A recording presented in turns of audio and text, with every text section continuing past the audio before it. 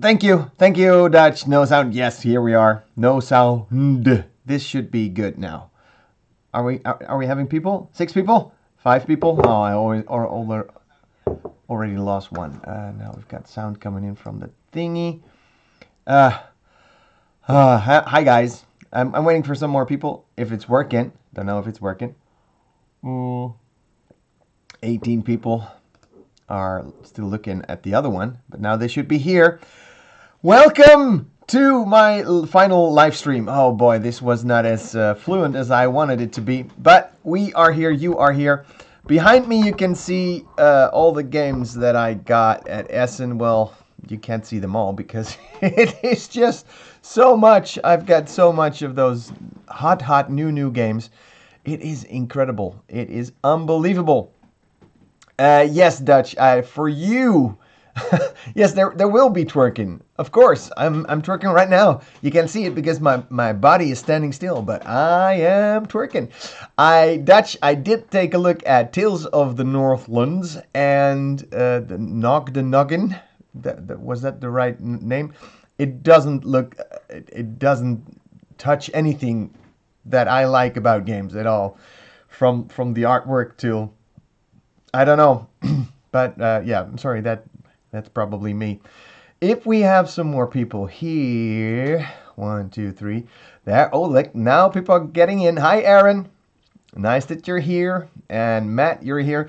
And yeah, that Dutch was the first one, apparently. Let me see if the other one is dying. 7 people watching on the other one. Come on, guys, move your butt over here. Move your butt. If we're at 10, we're gonna officially start. This is not yet the start. Oh, by the way, next Wednesday is my episode of This Game is Broken. Yes. So come by and check it out. And hi, Dave. Yvonne is here. Hi, Yvonne. That is nice that you are here. Oh boy, Essen was crazy. And people are talking to me on Facebook right now. That's not helping. Hi, Seamus. 9 people. One more and I'm officially starting. People are still looking at the dead stream of This Game is Broken. 10 people. Okay, let's get this party going.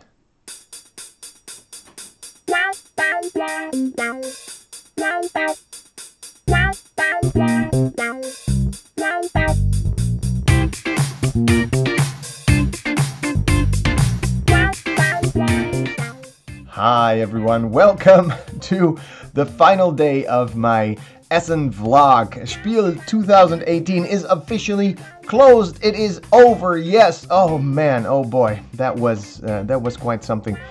Oh wait, something's going wrong. Yeah. I had an amazing time. I hope you you got an idea of what it was like. Today was, let me first talk about yesterday night, because yesterday night we had the Dice and Mystics event at, it was like 15-20 minutes by car from the Messe trading halls to this little church that has this little building that has a lot of people in there who are playing games. There were tables there and there was food there. Well, was there food there? It was there, but it took the guys a long time to get us food.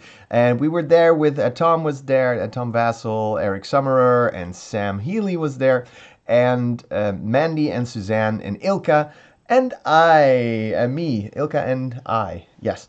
And we were playing games. I wanted to play, like I just said, if you've watched the Q&A of This Game is Broken, that I was wanting to play Armada, Seven Wonders Armada, but yeah, the sleeving problem. I didn't sleeve the new cards because I forgot that I sleeved the old cards, and so it wasn't compatible. I played that. I played Railroad Inc., which was amazing. I love that game. I have it now somewhere. Oh boy, I need to make a list of all the games that I got at Essen, but that game is so much fun. It's very thinky, and it gives you the time to think and plan out. It's not like others that you're quickly, haven't you done your move yet? But it's really, you've got some time to think about it and make good choices here. So I really love that. Yeah, oh yeah, Dice and Mystics was fun. Don't mention the food issues. I just mentioned the food issues. Sorry, Dutch. Yeah, Railroad Inc. You want to pick up both versions? I don't think there's a need to pick up both versions. One version is good. You're good to go. The pens though, the pens in that game, they are not very good. So what I'm probably do is make a larger field, a larger thing of it. If you take the pens out, they do it great, but when you once you put them back, chances are high that you're putting the point inside it the wrong way, and then you push it in, and then you lose your point. Does that make sense? I hope it does. If not, then you'll find out. Yeah, how about that? Uh, I'm not gonna tell you which games I got because it's just too much. I've got, yeah, I feel like I've got them all. All the games that I wanted, I've got them. Unless you're playing with more than 4, then both sets allow up to 8. That is true, and I even have an expansion or a little extra bonus thing, so I would have it for 9 people now. Is there more room for Essen to grow in the future, or do you think they may have to go to a bigger Expo site? Essen is big, but the halls are even bigger. It can grow for 10 more years, and they will still have enough room at the Essen Messen halls. It's huge. They really have more halls. I was already in Hall 7, which might be used next year if they keep on growing. The Spiel, they just sent out a last email saying they've grown. No shit, they've grown. Yeah, it was very obvious that they've grown. More people were there. I would say the Saturday was the busiest day. I didn't think it could get any more could get busier, but oh boy, did it get busy. So yes, stuff like that happened. Traffic was at a standstill. So, but last night was the Dice Time Mystics event. We had the changing of the clock here in Europe, and that means that we got an extra hour of sleep. And boy, did we need that extra hour of sleep. Yeah, that was really good that we had that. And yeah, for me, that was just enough energy to get me through the day. Although today at 5, I was done. I was really done. It closed at 6. And then, this was cool. I was walking with Ilka and Bo back to the car. And then I got a text from Suzanne saying, Dave, you need to get back. You need to get back. Why? Well, apparently, my son Bo was taking pictures with Mandy at a booth where they made wooden swords, and huge wooden swords, like yeah, bigger than my arms were, and they came to the booth and handed Bo the biggest sword that was out there that they had. It was huge, and so I had to go back out from the car, run back in, get the sword, and then run back. Bo is so spoiled. He gets everything. We were standing at a booth yesterday as sword crafters, and the guy recognized me, and he was very nice to me. And then he asked, "Do you like the game?" And I said, "Oh yeah, it looks fun." He said, "Would you like to own it? Would you like to have it?" And Bo looked at him and said, "Yes, please." And the guy said, "Yeah, sure, here it is." And he gave me the game. He gave my son the game. He doesn't know what money, how that works. He gets everything he wants. Oh well. Hi, Matthew Jude. Oh, you took the time to really write out your name this time. That's nice, so we know that it's you. Considering the crowd on Saturday, they should grow. Yeah, they should give more room to booths. And maybe, yeah, you know how it happens. Oh, look, it's the Brothers Smurf. Did Bo get all the games that he wanted? No, because today we play tested a soccer game, which it's called Kick It, and it's life size. No, it's not life size because you don't have a stadium to play in, but it's fairly large. It comes with 2 goals and 4 players that you put on the grass or on wherever you are, and it comes with a small ball, and then yeah, you try to play that. It was fun. And it was 50 euros, and there was a wooden version that would have cost 100 euros. And he was, this is so cool, I want this. But yeah, it's nice to do it once, maybe twice, if the moment is there to just be outside and play a game like that, just like Cub, which is fun, which we own. or Mjölk. I think that's another one of those Swedish, Finnish, Scandinavian wooden throw game. They're all fun, but we don't need another bulky set of stuff that we we have there doing nothing. So he did not get all the games that he wanted. Okay. Did you buy the marble bobsled game? The box was huge. Yes, the box was huge, and we did not buy it because it was sold out. I've talked to the people. I said maybe about how about selling us the demo version they had there, and they said they were contractually obliged to give them to their partners. I don't know what that was about, but yeah. Yvonne says that's one game you won't have to pitch, right? Yes, you are very right. That was, yeah. But instead of that Kick It game, Bo got a huge puzzle of, I think it was Hogwarts Castle. It was a foam puzzle, so it was very light. And it looks amazing because it's, yeah. And it's huge. Oh man, that boy is so lucky. Yes, the live stream marathon is real. The Galleria is very busy, hard to move around sometimes with all the stuff in there. Yeah, that is true. The Galleria had this very weak bottleneck point where everyone needed to cross through, getting out of Hall 3, getting through the Galleria into Hall 4 or beyond. And they put two big selling points there. One was a Döner Buddha, was a stall where you could get food, and people would line up there and just crowd that area, and that's where everyone wanted to pass. So yeah, that was impossible, and they should fix that. But that was mostly the only bottleneck point where I could just stand still for like 5 minutes. That was nice. It was so nice to meet so many American people who just who I've seen in all the videos and all the stuff. Rodney Smith was there. I tried to bring him a coffee, but it didn't work. He was busy. What is the first that I'm gonna play? That is a good question because I need to start making a list with games that I'm gonna review. I don't know what's realistic.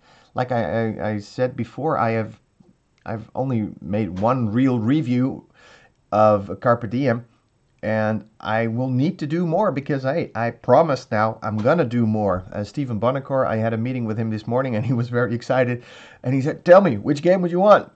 And yeah, I tried to minimize it, so I got two games from him. One that was my idea, Forum Trojanum, and the other one was his idea, Aussieland of Australia. Sorry, Australia, that one.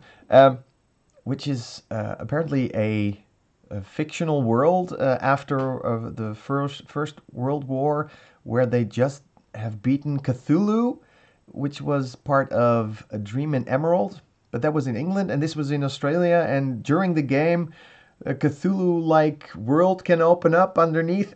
I'm curious because I haven't played the other one. I'm excited. I don't know. Could you rank your favorite halls, Alexander? Well, that's a nice one. I would rate the halls as follows. I liked Hall. I don't know why we're doing this, but Hall 2 I liked the most. It had Teotihuacan, and it had. I did not get Between Two Cities of Mad King Ludwig, mostly because I had to talk to Jamie Stegmaier, who wasn't there, to get it, and yeah.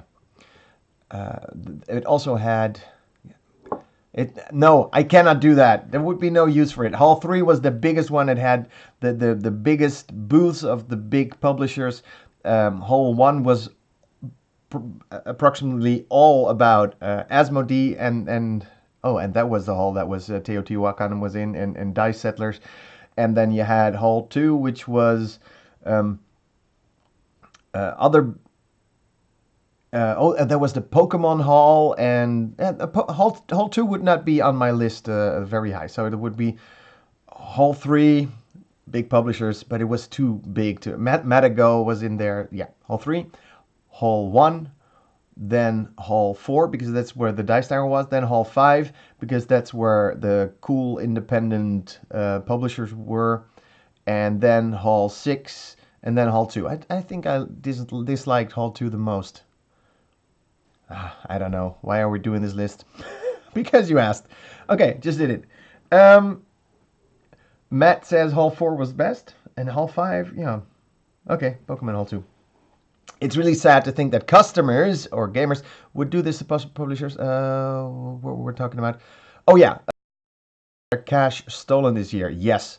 Well, those are not customers. Those are professional thieves who operate in groups and make it their living to steal other people's stuff. So yeah, you cannot call them customers.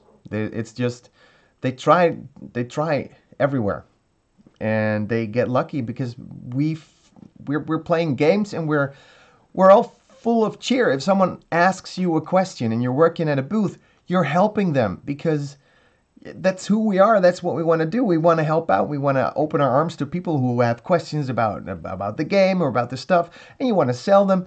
But you look there and here they just come in your booth and steal your cash. It's terrible. Yep. Matthew, you are not getting Underwater Cities for 10 euros. Have you played Underwater Cities yet? No, I haven't. There's no time. Loved Pulsar. Wondering if this one's good too from the same designer. Yeah, I've heard good things about Pulsar 2148. I don't know what the number is. But yeah, I'm hoping. Not to mention, we've established reviews are a loophole to the pitch. Yes, you are right. Getting a review copy is not the same as paying for a copy. Very true. I did manage to get 430 euros for the games I was selling at the Essen no shipping auction. So that was a good thing. Other interesting fact was that the security, they were not having it today. Sunday, the last day, they were saying, no, there's not going to be this huge trade right outside the halls. They pushed us away. I had only 2 games to give out, so to sell. So I was done fairly quickly. But they said, no, get away. And even I was inside because, by the way, the weather decided to drop like 15 degrees today. It was so cold. It was 3 degrees Celsius outside. Oh boy, was it cold. So I was inside, and I texted the guy I was meeting with, and I said, yeah, could you come inside because it's so cold? And he said, yeah, sure.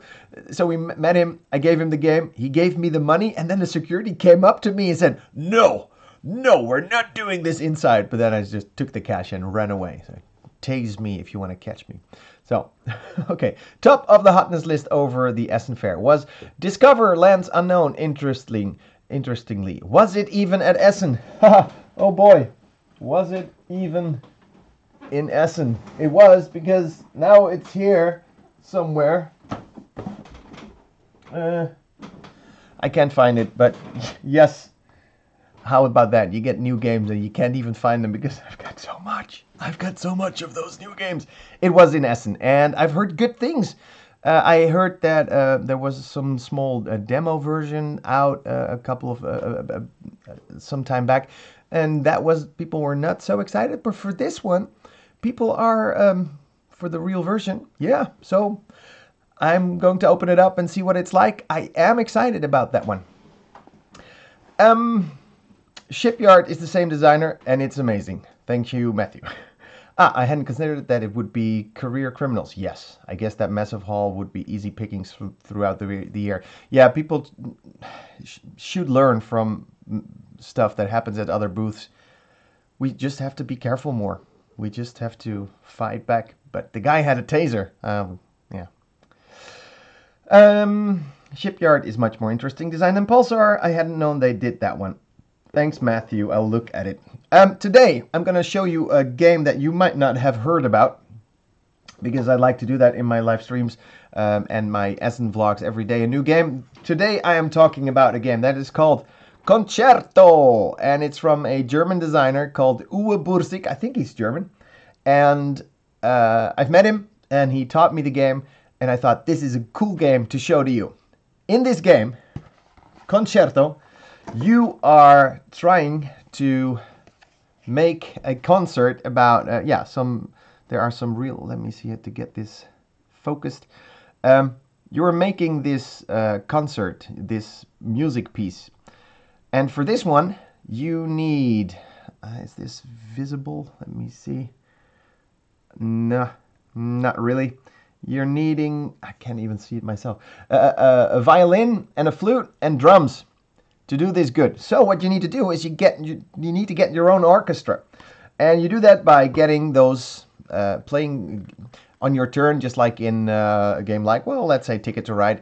You get a card, add it to your hand, or you play one of the cards, like this one, the violin. I need this one for this concert card. But then you randomly add a movement with the baton. Is that the word you use for musical instruments? I think it is. The baton. This is now a combined thing. So if at some point I'm performing this musical piece, I need to remember that I have to swing the baton that way. Whoop, whoom, whoom. So now I have to remember that. The idea of the game is that I put this in front of me and I can't see anything, but you can see it. And I need to remember that for the violin, I need to do this movement. I can see it, but you can. And so I'm collecting my own orchestra with all the different instruments until I have enough of those instruments that I can play this musical piece. And then I say, okay, when it's my turn, I'm now going to perform this musical piece. And without looking at those assignments, looking at those, I need to repeat in the right sequence. Tung, tung, whoop, whoop. I need to conduct this musical piece. And I thought that was such a neat game. I really like the idea. It's a memory game because you need to remember what you put out, but it's also a game that that lets you think about hand management, and you've got some cards that you're trying to get. You can, if you look at someone else and they said, oh no, they've got this musical piece almost finished. You know what? I'm gonna flip it on my turn, and now it's a different, and now they need a yellow thing. What's that? They need a harp to make this musical piece, and they don't have that. Haha, in your face. So it's got a little bit of that. If you do it correctly, if you perform the musical piece, you move your pawn because there's a little player board that comes with it as well. Here is the player board. And you start in a 2-player game. You start here, and then you just move along the track, trying to make it until you're here at the end key. That's the... I don't know. You're moving around the board. How you walk is not really important. If it's a hard piece, you can move more steps. There's a little way of making it even harder to do, where you get a composer that you can add to it, where you look at the composers that, oh, if you want to use this conductor, you have to do some special moves, maybe do it backwards, or yeah. Concerto, a really fun game. Only 1,000 copies in this print run, and hopefully there's a bigger publisher that thinks, oh, this is a nice game. It's got some movement in it as well, so some dexterity, memory, most of all. Uwe Burzik, and the art is by Zoe Gillies, and the publisher is Skellig Games. Oh yeah, I remember now. Skellig Games. They apparently it's a land area in Denmark or Scandinavia again. I think today is sponsored by Scandinavia. Concerto. I thought it was fun. Let me see. Shipyard. What are we talking about, guys? Suchi is awesome. Love Prodigals Club. Way underrated. Concerto is nice. Bought it last week. It's a lot of fun, but also not easy. Yes. Oh snap, Murph Bros. We should play sometime, but Ohio is far from Kelly. Yeah. Okay. Anything else to talk about? Would you have any more questions? Because I kind of want to wrap it up and talk more with my This Game is Broken buddies about our future. Yes, we're talking about our future because we've got cool stuff planned for you. How about that? If there are no more questions, I could just show you more games. I'm so excited about these games. Forbidden Sky. Oh, I so want to play Forbidden Sky. But I bought this one, or actually Ilka bought this one, so I don't have to play it fast and make a review of it, but I think it will be played fast. Australia, Gugong, Treasure Island, I want to play that one. Oh, another cool game that I didn't hear anything about is Roll for Adventure, right over there. That looks amazing. What game did you get with the heaviest box? Australia and Forum Trajanum, they are both very heavy, and they came from the same booth. So when I walked away from there, I was hurting. Here it is. Yeah, the future sounds intriguing. We hope to give you more info on that. Thank you so much for watching, everyone. It was lovely to do it. I got some very nice comments from people saying that how much they appreciated it, and that's why I do it, because of course I like doing it, but it's a lot of work. But like I said, I have the feeling that it's appreciated. So if I'm gonna do it next year, I don't know yet, but things are right now. I'm very tired, but. Thanks for watching. Skellig is an island in the southwest of Ireland. I knew that. Not. I thought it was Scandinavia. Well, there goes my whole plan of making it an Indonesian thing. I have a ending video for you, but I might have to find it. Wait, let me see. Yes. Add files. I can do that live.